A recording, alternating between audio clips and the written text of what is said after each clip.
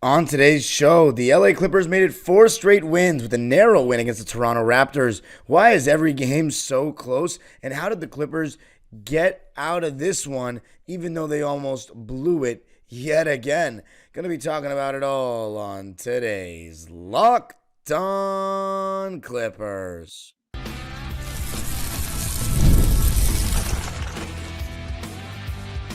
You are Locked On Clippers, your daily Los Angeles Clippers podcast, part of the Locked On Podcast Network, your team every day.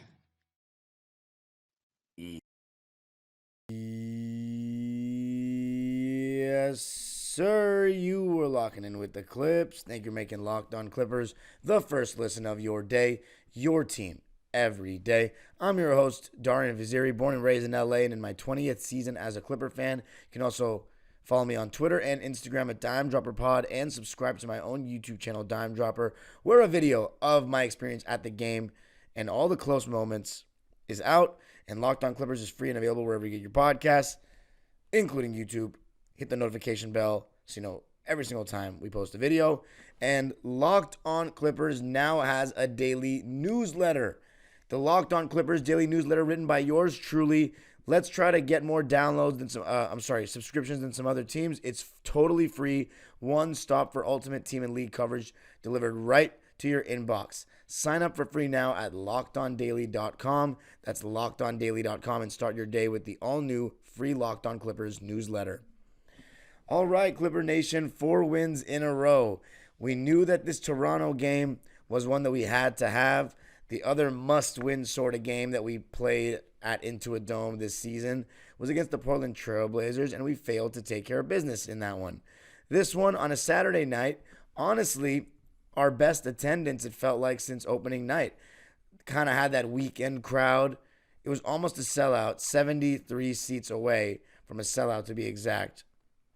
But kind of had that weekend crowd, energized stadium, a lot of people's first time at the Into a Dome. So, pretty fun. Oh, by the way, this episode is brought to you by Game Time. Game Time is the best place to get great deals last minute on tickets right up to the start of a sporting event or whatever entertainment event. Just download the Game Time app, create an account, and use code LOCKEDONNBA for $20 off your first purchase.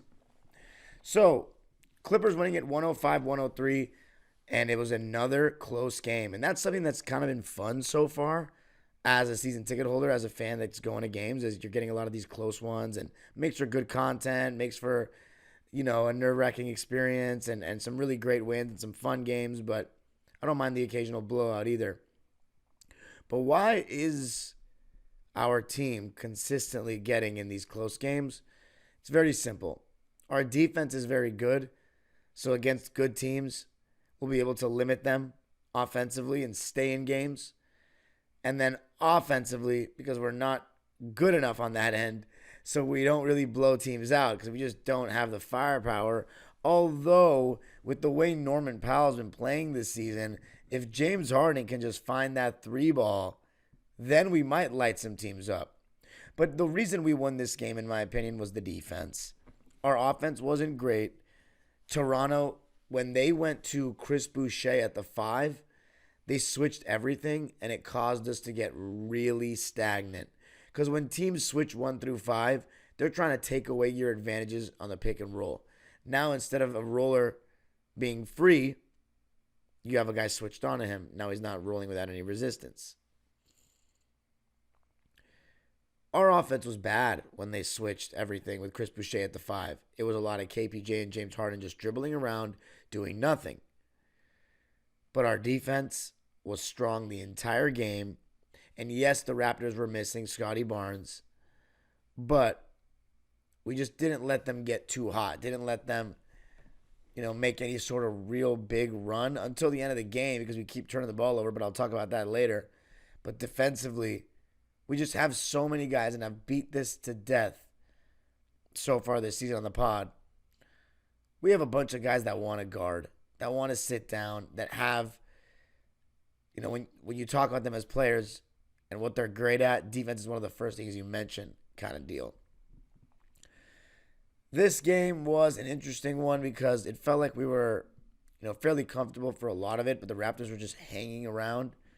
And then in the fourth quarter, they made this big surge that was, helped by the fact that we kept turning the ball over left and right. And then we had to close it out after Immanuel quickly hit a game-tying three late in the game. And by the way, the free throw shooting late, again, I'll talk about it later in the episode, but so frustrating. But how did we end up pulling it out? Well, I got to say, the man that's been getting a lot of criticism of late, he had another very, very, very passive first half. But I thought defensively in this game, he was fantastic. And the last two possessions of the game defensively, or three, I should say, because we fouled on the last one. He got a stop.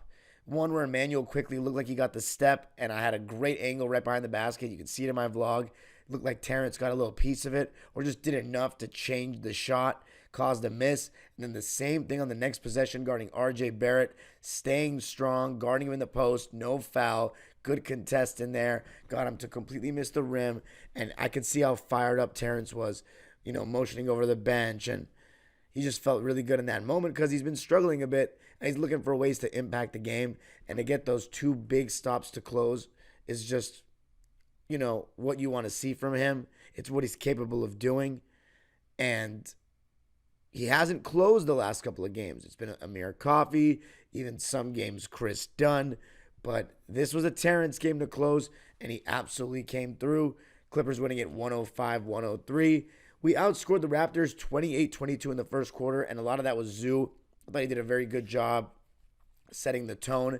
Had this one beautiful spin move on Jakob Poeltl over the right shoulder, and I talked about at times, especially in the OKC game, when Chet was throwing all his weight at Zoo to just spin off of that, and he looked like he has added that to his bag. Not to say he's never spun on guys before, but didn't seem clean, or that it doesn't seem that quick, or hadn't. But this one seemed very quick, like he had it ready in the bag.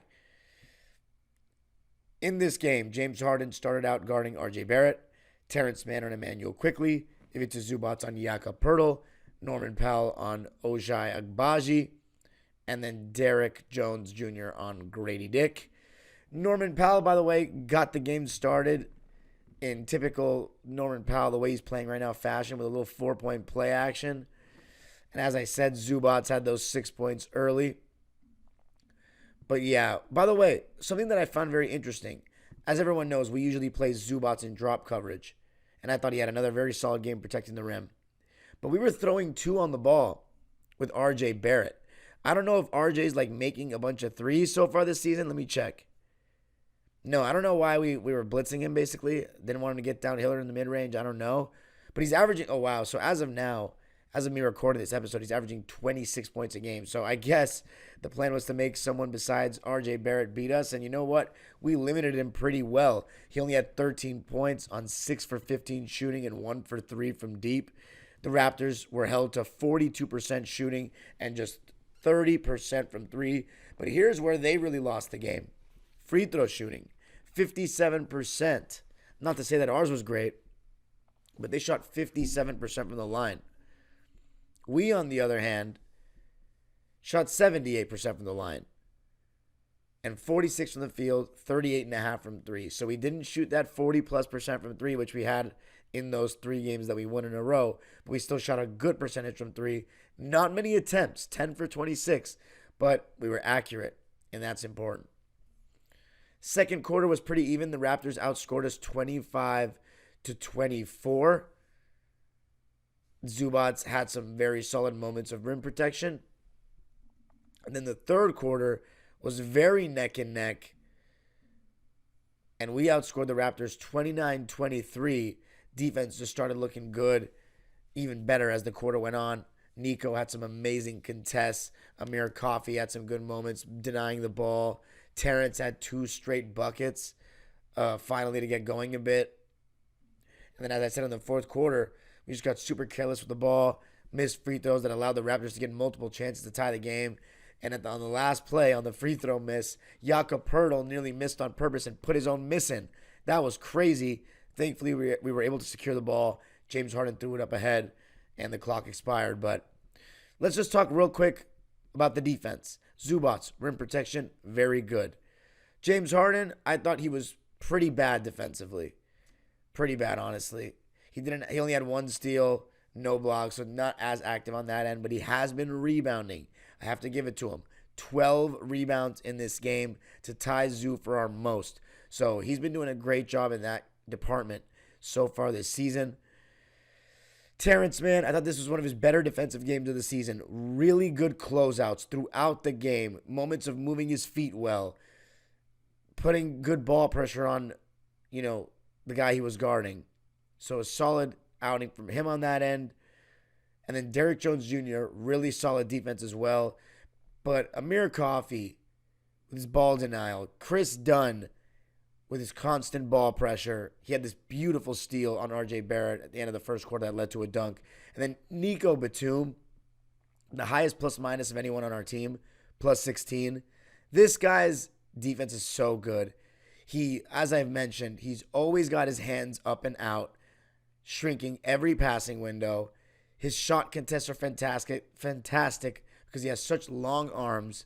He's always talking defensively. He's able to play that small ball 5 and switch everything. In this game, Ty Lue went with Kai Jones for only 4 minutes. And Kai Jones had nothing but a rebound and a turnover. 4 minutes is nothing, though, to make an impact. We went with Nico as that small ball 5, and it's worked. It's been looking decent because he's so versatile on that end of the floor. Clippers were outscored 33-24 in the fourth, but ended up getting the win 105-103. James Harden and Norman Powell each missed a free throw at the end of the game when we were trying to seal it and left the door open a little bit. But Terance Mann, 2 big defensive stops, helped us get the job done. 105-103 Clippers. Coming up, going to talk about the performances of the big 3 right now. Norman Powell, James Harden, and Ivica Zubac. I got to tell you a little something about FanDuel. Get ready to tackle the NFL action with FanDuel, America's #1 sports book. Because right now, new customers can bet $5 and get $150 in bonus bets if you win. The FanDuel Sportsbook app gives you everything you need to place live bets on the NFL all in one place. So when you get a hunch in the middle of the game, you can check out the latest stats, view live play-by-play, and so much more on the same page where you place your bets. Just visit FanDuel.com to join today. Let's talk about the bets for Monday. We got Clippers plus 7 against the Thunder, but Chet Holmgren is going to miss significant time, so I'd honestly take the Clippers on that. Not money line, but the plus 7 up for sure. And where can you do that? Where can you find that? FanDuel. You'll get started with $150 in bonus bets if you win your first $5 bet. That's FanDuel.com. Never waste a hunch and make every moment more with FanDuel, an official sportsbook partner of the NFL.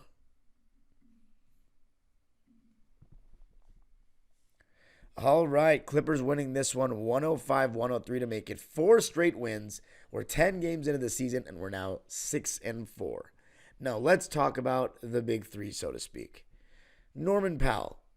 Entering this game, he was averaging 25 points per game, and it wasn't as much of an in-your-face Norman Powell game, but the crazy part is I'm saying that, and the guy still scored 24 points. 24 points to go along with 3 boards, 3 assists, a steal, and a block.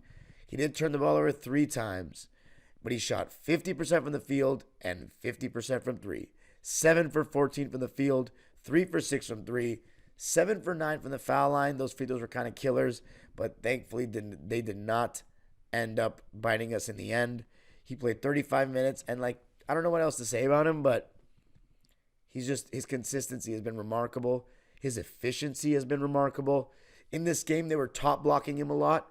So they were doing exactly what I said they were going to do on that curl to his right. And sometimes he wasn't able to get the ball. So that's part of why he wasn't as, you didn't see him get as many shots, especially considering the way he was shooting. You would think the way he's shooting, he's going to get 20 shots up, but it's not as easy. And Norm isn't as much of an on-ball guy. But I love that he's getting more comfortable on the ball in those pick and rolls. When he's turning the corner and he doesn't see anybody stepping up, he is going right to that basket, and he's finishing strong.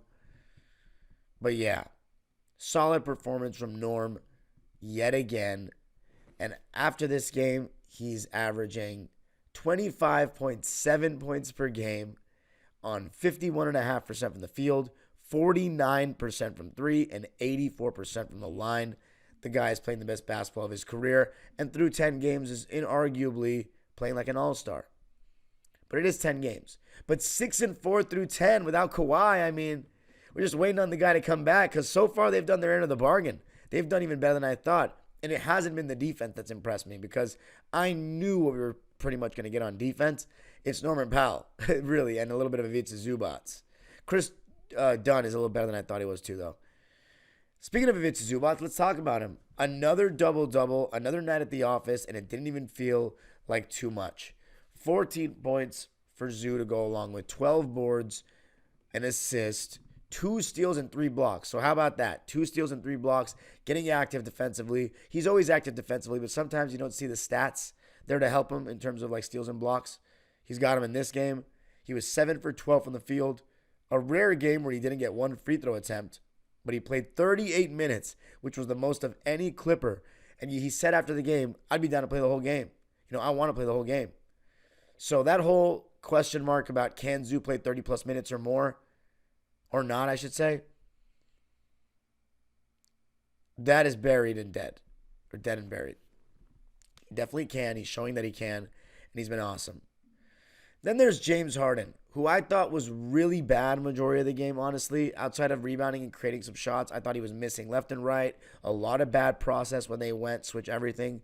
But he had 14 of his 24 points in the second half, and he had that really nice floater after a beautiful series of crossovers late in that fourth quarter to give us a 3-point advantage. Also, Norman Powell, I forgot to mention that big three he made to make it 100-95 was absolutely massive. So, James Harden still was able to make enough plays to get us across the finish line. He was 12 for 13 from the foul line. So the whistle has been doing him good so far this season, and he's always been one of the best free throw shooters around. But yeah, he had a near triple-double, 24 points, 12 boards, 7 assists, 1 steal and 4 turnovers. He is still turning the ball over a little too much. And in the fourth quarter, everybody was getting too loose with the ball. It was just too much. We've got to be very careful with those. 14 turnovers in the game as a team. But that fourth quarter, we got to not let these teams back into games. Simple as that. And it starts with James Harden. It really does. But overall, without the likes of James Harden, Norman Powell, and Ivica Zubac, where would we be right now? They're doing such a great job, and they all give you something different. Harden gives you the incredible on-ball stuff, the engine of our offense. Zubac is the anchor of our defense and is our interior presence. And then you have Norm, who really wants to play off the ball a lot and just work quickly off the catch. But yeah, 4 turnovers in the fourth quarter for the Clips. None of them actually from James Harden in the fourth. The 2 of them are from Norman Powell in this fourth quarter. So that's something to watch. But the big three doing their thing. I don't know if it's an official big three, but the way they're playing right now, why not? Coming up, going to talk a little bit more about the fourth quarter woes and how we can prevent them, and also touching on some of the performances from guys like Terrence Jones Jr., Chris Dunn, and the Brewmaster. Going to be talking about them coming up. I got to tell you a little something about Game Time. Game Time is the best place to get great deals last minute on tickets up to the start of an event. There's nothing like watching a basketball game live or even a playoff sporting event live. And Game Time is a great place to get a deal on that. I got my NLCS Game 1 ticket from Game Time. And Game Time has a new feature called Game Time Picks that makes getting tickets to see your favorite teams play live even easier. Game Time Picks filters out the fluff to show you only incredible deals on great seats so you don't have to waste time searching through thousands of tickets. Take the guesswork out of buying tickets with Game Time Picks. Download the Game Time app, create an account, and use code LOCKEDONNBA for $20 off your first purchase. Terms apply. Again, create an account and redeem code LOCKEDONNBA for $20 off. Download Game Time today. What time is it? Game time. All right. So the Clippers, 6-4 through 10 games. Proving a lot of people wrong. Now, after starting the Intuit Dome era, 0-4, we are now 3-4 at Intuit Dome. And Norman Powell is having the season of his career. Ivica Zubac is averaging 17-13 right now. It's a great time to be a Clipper fan with the way they're playing. Derrick Jones Jr. didn't have the best shooting game at all, but he always makes a positive impact on defense. Although in this game, he only played 19 minutes. He had 4 points and a rebound, and he was in foul trouble with 5 fouls. And with 3 fouls in the beginning of the game. That third foul, I don't know why he was slapping down with 2 fouls already. That was a little lack of discipline there. But I still thought he was pretty solid. And then I talked about Terrence. 4 points, 5 rebounds. I think he's done a very good job rebounding. There was several times where he either tipped a rebound to someone, and I don't know if you get credit for a rebound with that, and crashing the offensive glass. He was 2 for 5 from the field, 0 for 1 from 3. Those 2 buckets came kind of back-to-back in that third quarter, getting downhill. And then Nico, 7 points, 3 rebounds, 2 assists, 2 blocks, no turnovers, 3 for 5 from the field, 1 for 3 from deep, and he was a plus 16. Amir Coffey, I thought a very solid game, just defending, doing a good job denying the ball, and being able to switch. And you know, one thing about our defense is, like, I see the guys, they talk. They're talking on all the switches. They're blowing stuff up. It's a bunch of guys that want to guard, and that makes a huge difference. Amir Coffey being one of them. 6 points and a rebound for him on 2 for 6 shooting, 1 for 2 from 3, and 1 for 2 from the foul line. He was a plus 8 in his 23 minutes. Then Chris Dunn. Very good steal to end the first quarter. Solid defense throughout the game. He's been shooting the 3-ball well. 7 points, 3 rebounds, 1 steal, 1 turnover on 100% shooting for him. 3 for 3 from the field and 1 for 1 from 3 in 20 minutes. Love what I've seen from Chris Dunn so far this season on both ends of the floor. His athleticism, his enthusiasm, all of it is fantastic. And then Kevin Porter, who was having a horrific start to the game. Just a lot of dribbling going nowhere. And there's a lot of times where you can hear the crowd now, especially in the wall, yelling, pass the ball, pass the ball. But he hit those 2 threes, I believe, early in that second quarter, and he started getting going after that. And one thing I'll give KPJ, he's done a good job rebounding so far this season. 6 rebounds in this game, which was 3rd most on our team. He also had 5 assists and 15 points. So he was actually our 3rd leading scorer. So the last 2 games, I think KPJ's been pretty good, and that is why you do give him that 15 games before you make a decision to, like, play Bones or Jordan Miller instead. But I still think there was a lot of stuff from KPJ that just doesn't make me feel like he can play real minutes against real competition. It's a lot of ball pounding. He does the Paul George where he gets the step, but he doesn't want to go into their body, try to get a foul or something, or create a little contact. He steps back, and then it becomes a contested step back. And he does that a lot. He dribbles a lot. He doesn't move it quick, and he always misses the roller on pick and rolls. He did have his 15 points, 6 rebounds, 5 assists, and only turned the ball over 2 times, and he was 5 for 9 from the field, made his only 2 threes, but was 3 for 6 on the foul line. And I don't know, it doesn't feel like he's built for big minutes on a very good team at this stage, but I could be wrong, and he could just be heating up and starting to get going. But right now he's shooting 38% from the field and 17% from 3 on the season. And when he's in, his usage is incredibly high. And a lot of fans keep talking to me about Bones instead or Jordan Miller instead. And as I said, let's give it 15 games. This is 10 games so far. He's been better the last 2. Let's see how it goes. But it's a good win. At the end of the day, you got to get those ugly wins. This one was ugly. The fourth quarter woes, we got to just stop turning the ball over. And also, we got to still find a way to either throw Zoo the ball deep or get Norm moving off the ball instead of so much reliance on James Harden and pick and roll. Because what happens is he's tired. He's fatigued from doing everything all game that he's been doing. And it'll be a lot of stagnant possessions with him dribbling to the end of the shot clock. So we want to avoid that. Keep feeding Zoo. keep getting Norman Powell coming off those curls and get James Harden sometimes starting on that wing even late in the game. There was one time where I saw Kevin Porter bring the ball up and he turned it over. And on the next possession, I saw Ty Lue from my seat. This is what's so great about Intuit Dome. You're so much closer to the action. I can read lips. Ty Lue, I could see him mouth to James, James, go get the ball, to bring it up because Kevin Porter was pissing him off. But yeah, I think starting, bringing James from the wing and those little, curls that lead into dribble handoffs with Zoo, that kind of stuff, just to preserve him from bringing the ball up and wasting a little more energy, that would be good. And then, getting stops, that sets, getting stops allows us to get out and run.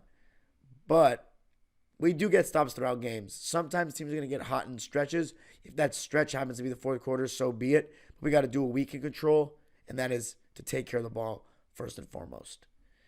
You can follow me on Twitter and Instagram at Dime Dropper Pod and make our free throws for God's sake. Subscribe to my channel Dime Dropper, where I have a vlog of every game I go to. I share the experience. I interview fans. By the way, to all the fans that have been interviewed and said what's up to me at games, greatly appreciate it. It's never gets old, and I really, really, from the bottom of my heart, thank you all. It means the world to me. So when you do say that, when you do tell me you guys listen and whatnot, it really is very humbling. So please keep on telling me that if you see me. Never hesitate. Never. And this podcast, this YouTube channel, Locked On Clippers, subscribe on YouTube. Hit the notification bell so you know every single time we post a video. And if you can't watch on YouTube, audio is where it's at, wherever you get your podcast. And of course, the Locked On Clippers daily newsletter. Guys, I'm writing a newsletter. You got to subscribe. Help us out. Let's get Clipper Nation's numbers up. Your favorite podcast now has a newsletter, the Locked On Clippers newsletter. One stop for ultimate team and league coverage delivered right to your inbox. Sign up for free, guys, now at LockedOnDaily.com. That's LockedOnDaily.com, and start your day with the all-new free Locked On Clippers newsletter. The age-old proverb continues. Go Clippers. OKC, Monday night. No Chet Holmgren. Let's see what we can do.